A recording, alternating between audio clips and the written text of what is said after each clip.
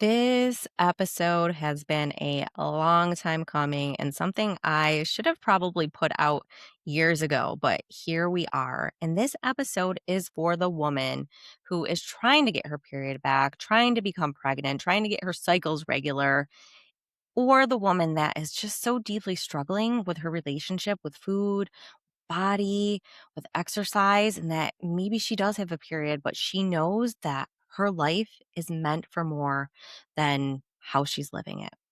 So, this episode today is speaking to this woman, but also it is speaking to the loved ones, the caregivers out there of these particular women. And this is going to be an amazing episode to share with your loved ones, your partner, your husband, your mom, your dad, your cousins, friends, whoever, anyone that is close in your life is going to want to hear this episode. So let's dive in and get down to it. Welcome to the Period Recovery Podcast. I'm your host, Cynthia Donovan, registered dietitian and period recovery expert who has been where you are. This podcast is for the active, high-achieving woman who feels like she's doing everything right in her life, but her body isn't responding. Whether you've just discovered you have hypothalamic amenorrhea or you feel like you've already tried it all in regards to getting your period back and restoring your fertility, or you're on your journey to become a mom, you're in the right place. Here, we go beyond just getting your period back. We talk about fueling your body, regulating your nervous system, redefining your relationship with food and exercise, and stepping into the version of you that feels strong, feminine, and fully you. This is your safe space for honest conversations, expert guidance, and the deeper work that creates lasting change. So you can take the stress and the guess out, restore and keep your period and your fertility and your connection to yourself. Get ready to be inspired, get ready to feel seen, and finally get your period and life back. Let's go. All right. So I did a little research before recording this podcast because I wanted to speak to the woman who has experienced it and also has gotten through it. And I am going to be linking in my show notes. I interviewed my client, Isabel, who is now a mommy of a little girl who thought, gosh, her first Mother's Day would never even happen. But here we are, just less than a week after Mother's Day. And so her husband, Dylan, recorded a podcast with me because he wanted all the husbands and the partners and caregivers that are out there to know what it was like on the inside. And I just had a recent client of mine who told me, she's like, well, my husband was like, you know, you appear that you're eating enough and you're not exercising as much. And like, you're fine. You're fine. Just give it time. And she ended up sharing Dylan's episode with her husband and automatically was like, Cynthia, my husband said, sign up like yesterday.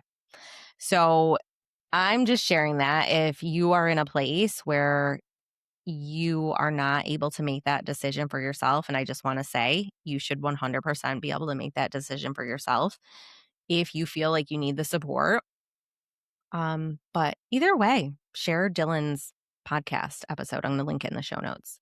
So let's dive in and go over some of the most common things I've heard from my clients in regards to unhelpful things. And then I also add some of my own 2 cents in here because, that's also important too.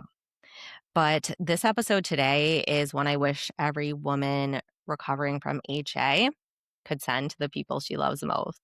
Because the truth is, recovery is hard enough on its own, but it makes it even harder when you are feeling misunderstood while you're trying to do one of the healthiest, most terrifying things that you've ever done for your body.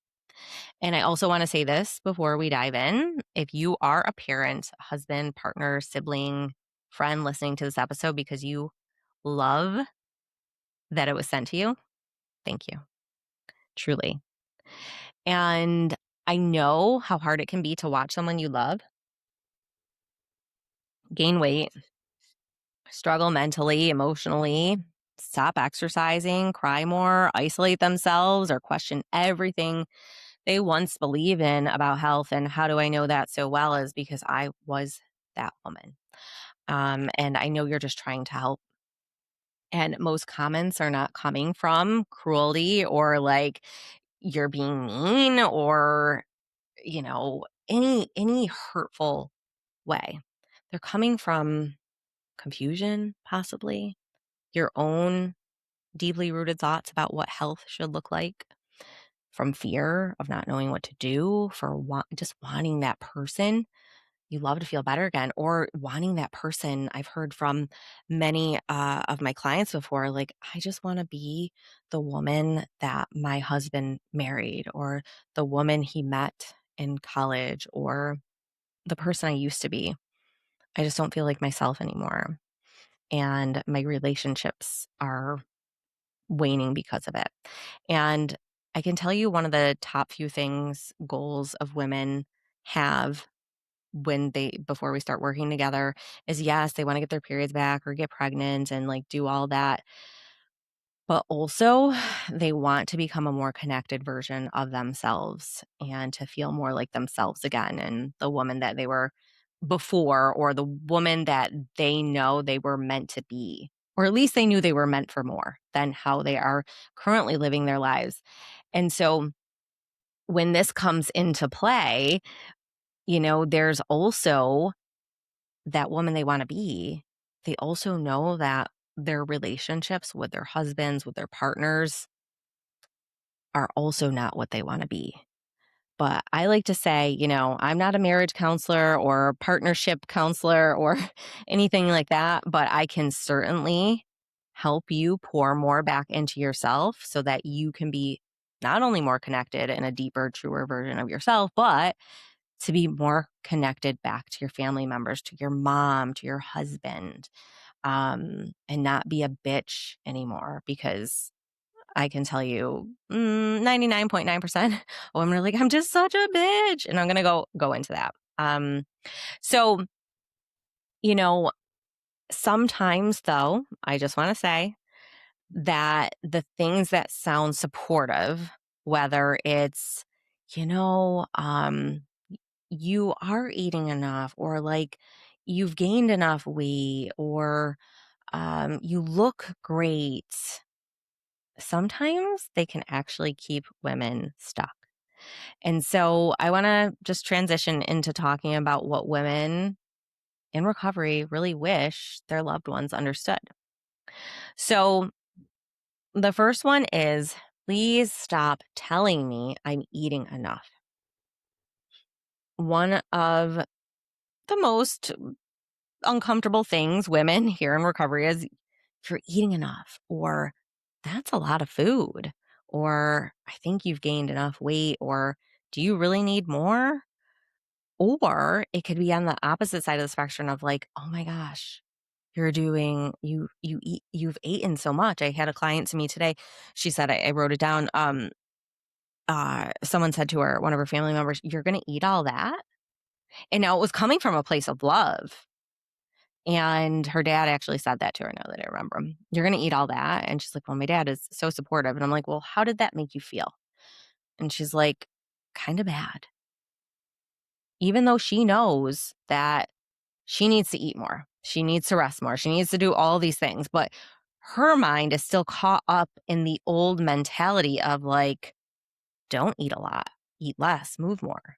And so I like to say, if you're watching this video right now, I have my hands up. And we have this side of the spectrum, right? Of like, I know I need to eat enough. I know I need to rest enough to get my period back, to become a mom, be healthier and all that. But then we have this side of the spectrum of all the years of learning what health should be, or how much you should eat, or what diet you should follow, or potentially even much earlier on as kids, seeing our moms, our parents, our caregivers eat a certain way. So we have extremely deeply rooted thoughts about health. And now we're being asked, or we're asking these women, myself included at one point, to do the exact opposite of what they have known for the majority of their lives, if not maybe all of their lives. And so even though these comments are coming from a good place of like her dad is like, okay, you're eating, or you're gonna eat all that. Like, he was really proud she was gonna eat all that. But to her brain is like, oh shit, like, I'm eating a lot. Um and we're going to talk about ways in which you can support your loved ones, but I want to share that because most of these women are not trusting their bodies anymore. They don't trust their own hunger. They don't trust the portions they put on their plate. They don't trust anything about eating more other than they know that they have to do it to become quote unquote healthier, to get their periods back and become moms and stronger athletes and so forth. So their body has spent years of being ignored by them, overridden, micromanaged, silenced through various means, through diets, through upbringing of parents, talking about their body, like so much has been pumped into our brains. And I was talking to a client today. I was like, yeah, we were kind of brainwashed into believing what health truly is. And now what we're doing here is we're taking these old thought patterns and these new thought patterns and in essence replacing them with things that are aligned for our health or for their health. So when someone comments on how much they're eating, even positively, it can immediately make them question themselves again. And recovery is largely about rebuilding trust and safety in the body, not outsourcing hunger cues to everyone else in the room.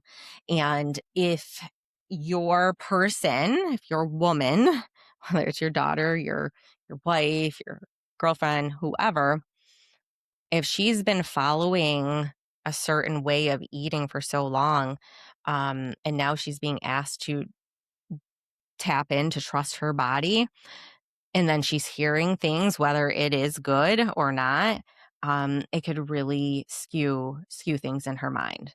And again, I say this with all the love in my heart because I know you love these women. My clients have the most deeply passionate, concerned family members. It is so beautiful. But also, it could be a little bit, I don't want to use the word harmful, but it could keep them stuck a little bit.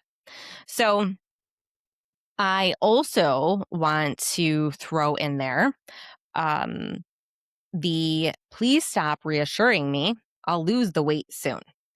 Any woman who has gone through recovery probably has gained weight or will gain weight. Weight gain is demonized in our culture. Absolutely demonized. Okay. And for these women that need to gain weight, like, this is healthy. This is good. So we need to be careful of saying things like, don't worry, you'll be able to get back into shape soon.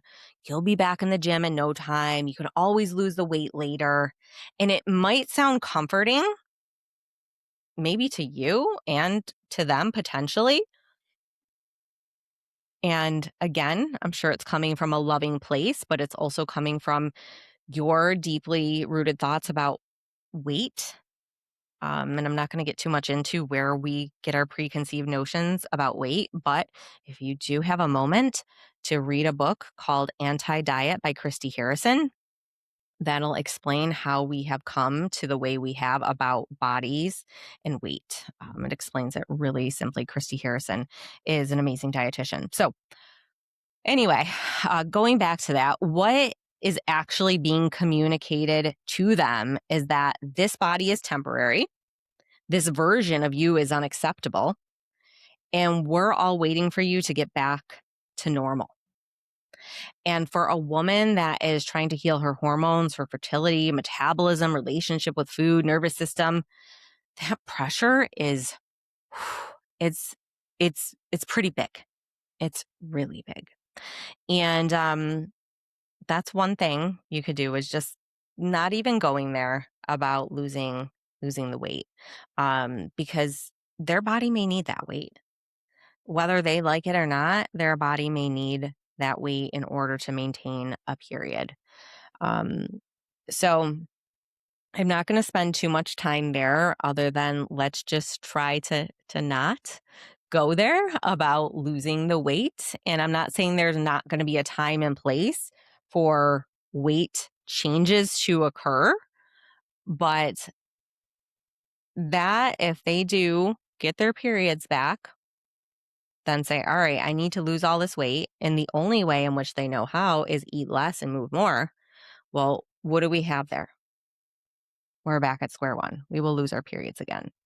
And this episode is not about reassuring you that your person will lose weight again. And I honestly, I hear this more from parents than I do from the woman's partner or spouse, because they're like, oh my gosh, we'll just say Jennifer, I would love if you had more curves. And oh my gosh, look at your butt, or you like these women actually look like women, breasts, curves, all the things. So it's typically the parents usually that are saying that. I'm not completely assuming, but that's what I've seen in my practice mostly. So, yeah, there is a time and a place for body change, and that is another episode for another time. But I just want to encourage that is just not helpful, and very, very, very hurtful. So, let's talk a little bit about the partner or the husband that is still working out or still working out more intensely than the woman who that has to take a little bit of a backseat with going to the gym and so forth. So I was that woman. I went to CrossFit and my husband at the time did too. And that was our life. And I ended up quitting CrossFit. And I'm not saying that, if you do things with your partner that you have to quit because you lost your period or you want to get pregnant. That was my own choice.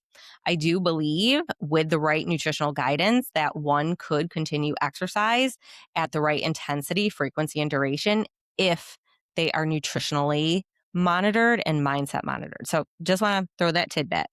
But it hurts like when your husband say is celebrating his 5K PR and you're grieving the fact that your body currently can't tolerate a PR to 5K, right? And it doesn't mean that he did something wrong by running. It just really means there's grief happening. And recovery often comes with identity loss. It's like, who am I if I don't have exercise? Who am I? I can vouch for that. When my doctor was like, oh, you need to work out like a lot less. I'm like, huh? Like, that's what I do for fun. That's what I do with my husband. That's what I do with my friend. Like, that's what I do. That's the only thing I do. And so it did force me though to not have an identity that is purely around working out, because let me tell you, girlfriends, and let me tell you, women out there, let me tell you, caregivers, loved ones, your person is more than her athletic capabilities. Even if you're an athlete, I don't even care if you're an Olympic athlete. Like, look at the one Olympic skater this past Winter Olympics, and the name is drawing a blank. But she made it to the Olympics on her own time in her own way. I think Lou. Anyway, I wasn't planning on saying that in this podcast. It just kind of popped in my head. But yeah, like, you're more than who you are. But a lot of these women are athletes, they're runners, they're high achievers, they're disciplined, they're strong. And now they're being asked to slow down in a world that has glorified them for pushing harder and doing the next thing, hitting the next PR, getting another degree, whatever it may have you. And so it's a big, big, big, big identity loss in who she is as a person and who she is as a woman. So I also want to say to the women out there listening, your husband, your partner, your mom, your dad, whoever shouldn't have to stop doing exercise because you're going through this. I know it's uncomfortable, but this is your story and this is temporary for you. if you get your period back and you have a better relationship with food and exercise, you're going to be able to go out and crush again. All right. I have hundreds of women I've worked with across the world have. So know that this is just a season, but you also cannot get mad at your partner. Now, if your partner throws it in your face or says stuff, yes, go ahead and be like, hey, John, I'm really happy you get to go to the gym. I'm sad though, and it would be really helpful if, you didn't tell me that you just PR'd or, you just had your fastest sprint or your lift or whatever it may be. It would just be helpful to not hear it because I already know that you're doing it, but just to hear it again is really hard for me. And so just creating that open communication dialogue with your partner so they can understand. And trying not to be approaching it in a mean way. Just say, this is coming from a loving place, but it would be helpful when we don't talk about, this or that. So yeah. And now if your partner's like, you know what, I want to do this with, my wife, and I am going to not go to the CrossFit gym anymore. I want that to be from a place of not giving anything up, to really make that person feel less discomfort. And I don't want to make this sound like I want you to be uncomfortable. If you two agree that that's the best thing and you both feel in your heart of hearts that is the best thing, go for it. And maybe you guys take up some gentle yoga classes together or, gentle walks in the evening. And that's how you make your connection. So I do want to say I have a lot of clients that are like, well, that's mine and my husband's time. And okay, well, we can find other ways to have time together rather than a bone crushing workout at, your Orange Theory class. So, yeah. Okay. So the next one I want to talk about is I'm not a negative person. Whew, if I had a penny for every time my then husband, my mom, my friends were like, oh my gosh, Cynthia, you're so negative. You're such a bitch. You're this, you're that. And I just, for a long time, I just took on that identity. I'm like, all right, I'm just a bitch. Like, I'm just short. I'm just, that's who I am. Like, that's just how Cynthia is. And it's almost like you take on this thing of like, all right, I'm just a bitch. You're not. Let me tell you, you are so much more under that bitchiness. That bitchiness, okay, comes from some places. I'm going to tell you what. You're carrying a lot mentally, first of all, fear around food, body changes. What if you don't get your cycle back? Fertility. What if you never become a mom? Fear around losing yourself, your identity, doing recovery wrong. But also, because you are underfueled, your body has only time for survival. And survival means keeping your ass on edge. You are on edge 24/7 because in survival mode, you're waiting for the attack. You're waiting for the world to crumble. It is a cave person, Dr. Gaudiani from Gaudiani Clinic, who is like the world-renowned eating disorder doctor, wrote the book Sick Enough. She talks about the cave person brain. And so that cave person brain, when is underfueled and overworked through exercise, is on edge because they are cortisol levels, adrenaline levels are up because they think they're in famine. And so they have to constantly be on the lookout for the next hunt, the next problem that might have to happen. And so our brain's baseline, our nervous system is completely dysregulated due to the fact that we're not eating enough. And so we're always on edge. We don't got time for that pen to drop. We don't got time for the BS, the person driving in front of us going slow. So if your person seems anxious, withdrawn, irritable, emotionally exhausted, all the things, it doesn't mean she's a bad person. It doesn't mean that's who she is. It just means she's overloaded. Her nervous system, her brain is in survival mode because she is not eating enough. So I hope that's helpful and that with full recovery, getting enough food, enough rest, getting your periods back, regular ovulatory, I can probably, if I had every single woman on here that has had a boyfriend or partner at the time, will tell you, I cannot believe she's back, or I can't believe she's so much more relaxed. I just can't believe it. And then the woman will tell you, like, my relationship with my partner is so much better, or my mom, and so forth. So it's truly amazing what nourishment and rest can do. So, I'm going to speak a little bit to the logical brain in our partners or our parents or friends. And this is one of the hardest dynamics I see is when a loved one approaches recovery purely logical, because there's really not much logical about recovery. It is not black and white. It is very gray or colorful, depending on how you look at colors. And things like, well, your doctor said you're fine. Or why don't you just take birth control? That's what your doctor said. It'll kickstart, regulate whatever doctors are saying, which is completely untrue. Why don't you just, compromise with, this whole period recovery thing? Like take the pill and maybe exercise a little bit less or whatever it may be. And I don't hear this often, but can't you recover without gaining more weight? So, first, I just want to say to the partner or the caregiver or the mom, the dad, whoever, the sister, there is not a lot of research on hypothalamic amenorrhea.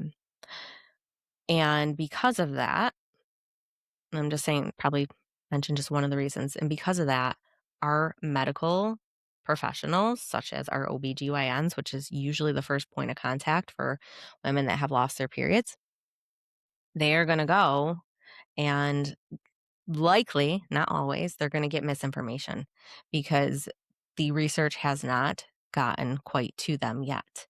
And their school of thought was like, okay, we have a problem. We fix the problem. The medical problem is okay, we have irregular periods. We treat it with birth control. But birth control does not treat anything. It masks all menstrual irregularities, not just a missing period, but like every single menstrual irregularity you can think of. It masks it. So you have no idea if you are on the pill or someone's on the pill, if they are having menstrual irregularities, you're likely not going to know. So even though some women that are on the pill that have HA, it gets so severe that they lose their period on the pill. But other than that, you're really not going to know. So that being said, birth control, progesterone, there is no fix to getting a period back naturally other than proper nutrition for their body and proper rest. I'm going to say that one more time. There is nothing out there, no pill, no quick fix, no supplement, no anything that is going to bring a woman's period back other than proper nutrition for their body and rest. Okay. And some nervous system regulation. We'll throw that in there too, because we want that body to feel safe enough. So many women with HA are dismissed for years. And not only are they dismissed, they're praised. Oh my gosh, you're so healthy. Keep doing what you're doing. Oh, you lost your period. Come back in 6 months. Give it a year. No, giving it time isn't going to bring your period back. So I'm going to try not to get very upset about this, because this is something I struggled with for 5 years. I was looking for answers. So, and this was almost 2 decades ago. And it's still occurring. So when she is finally trying to listen to herself and she's like, oh my gosh, I don't think taking progesterone is the right thing. And you're in her ear and you're like, no, well, the doctor said it. Let her trust herself and listen to herself again. I can't tell you how many women are like, you know what? I I kind of had a feeling like that wasn't going to work, or that. Listen to that feeling. Encourage your loved one to trust herself. To trust herself. So The next thing is support versus pressure. I want to talk about if you're on board with her with recovery, which you probably are because you're an amazing partner, you're an amazing mom, dad, whoever's listening to this, there's a delicate balance between support and force. And I know you're not trying to force anybody to do anything, but sometimes women do not, sometimes they do need encouragement to get out of isolation and to go to dinner, to rest, to challenge fair food, stop overtraining. But there's a difference between compassionate support and making someone feel emotionally kind of cornered, if you will. So I'm not going to go into too many examples, but I do want that woman that is feeling like pressured to speak up to their caregiver, their loved one, whoever, and, just say, this is how I'm feeling. When you say this, I feel this. Can you do this instead? And now for those out there that might be struggling more with an eating disorder, I don't recommend parents going at ED recovery alone and to get that proper support from an ED dietitian or ED therapist. And feel free to reach out to me if you need some referrals in the US. So recovery really works best when women feel safe and supported and not controlled. And also, any kind of praising around shrinking.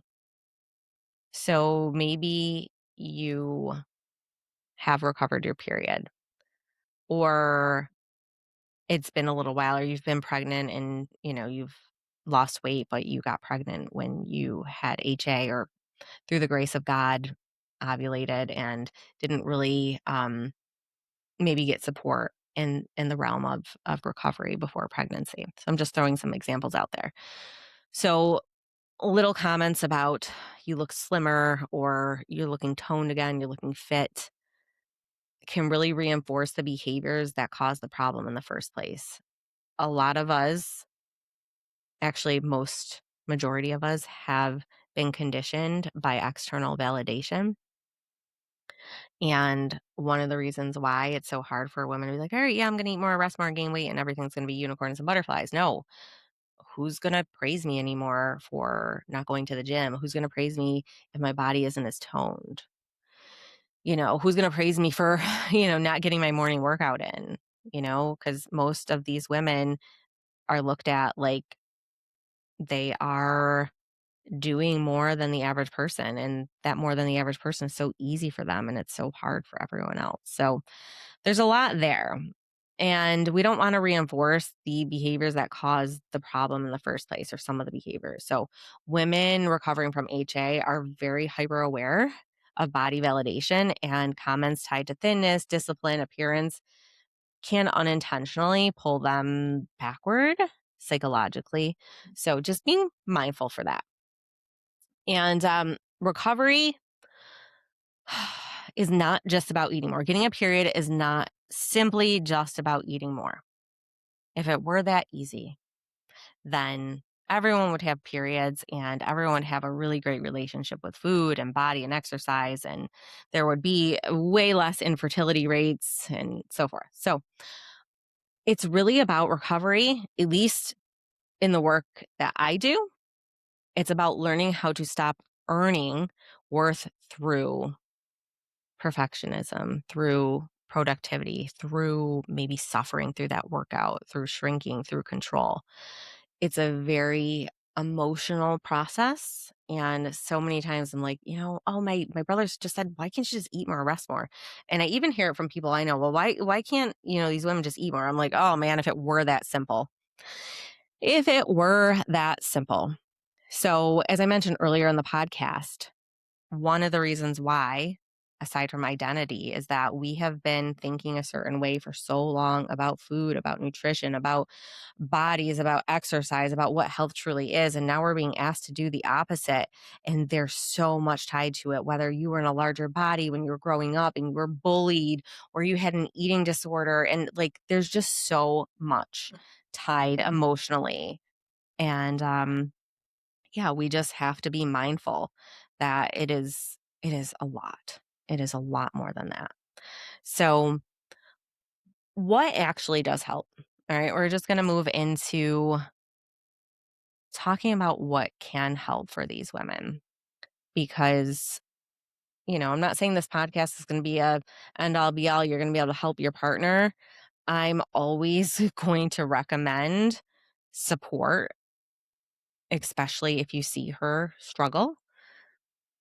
There is something about having someone there for you that not only is professional, but also can hold your hand through all the deeply rooted thoughts that you have been confined to for so many years when you're asking to do the opposite of what the rest of the world is doing. So I'm always going to suggest professional support, but some practical tools would be something like, I trust you in making this decision. Your body deserves healing. I'm proud of how hard you are working towards this. Um, you don't need to earn your rest. You can lie down and sit on the couch. I'm here even when this feels hard. How can I support you today? I know this isn't easy, and you're still you, and you're becoming a better version of you, even in this season. And there is no reason, or let me say, there is a reason why so many women feel stuck trying to do this alone, because recovery isn't just about eating enough and resting enough. It's just not. It's emotional rewiring, it's identity work, it's nervous system healing, it's learning to trust your body again, learning to tolerate uncertainty and the unknown, learning to stop outsourcing your intuition and your nutrition. And sometimes both the women recovering and the people who love her need support navigating that.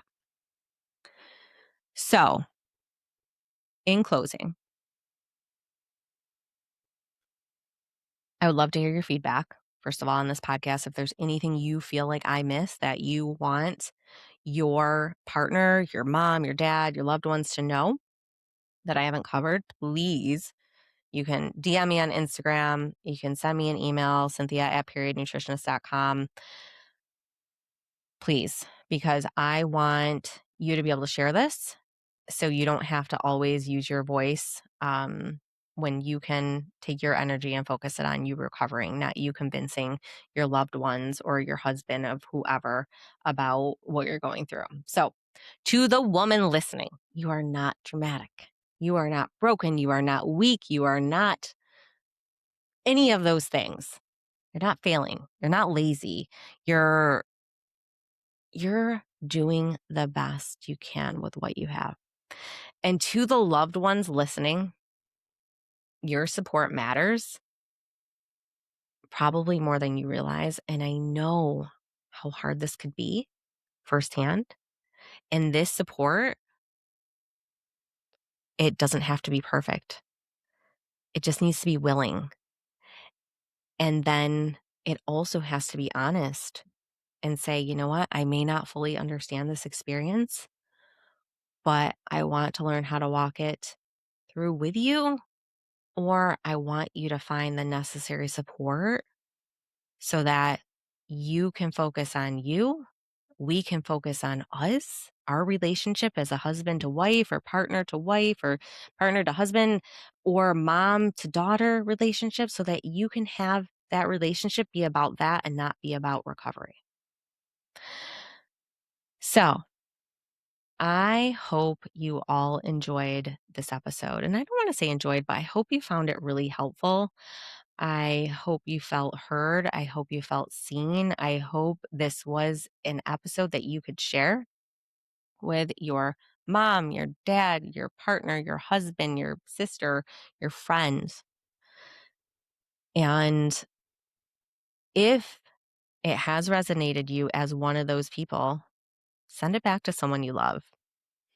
And if you need support navigating recovery, that's exactly what we help women do inside the period nutritionist and our programs that we offer. So, I would also ask you if you can leave me a review. This helps the searchability in HA, in recovery, for other caregivers to get support and other women to get the answers that they need and that so many are out there still desperately searching for. So, thank you again for being here with me, and I hope you enjoyed this episode. To all the amazing women out there, I hope you enjoyed this episode. Take a moment to reflect on what resonated and how you can start applying it to your own recovery journey. I truly want to thank you from the bottom of my heart for being here and listening to the podcast. I know there are so many podcasts and resources out there, and it means the world to me that you're choosing to spend this time with me. If you're looking for more support on your recovery journey, visit my website, periodnutritionist.com. And if this episode supported you, it would mean the world to me, again, if you just subscribed, left a review, or shared it with another woman who needs to hear this. The more we talk about missing periods and fertility, the more women we could support. Are you ready to get your period back and step into the woman you were meant to be? I'll see you in 2 weeks.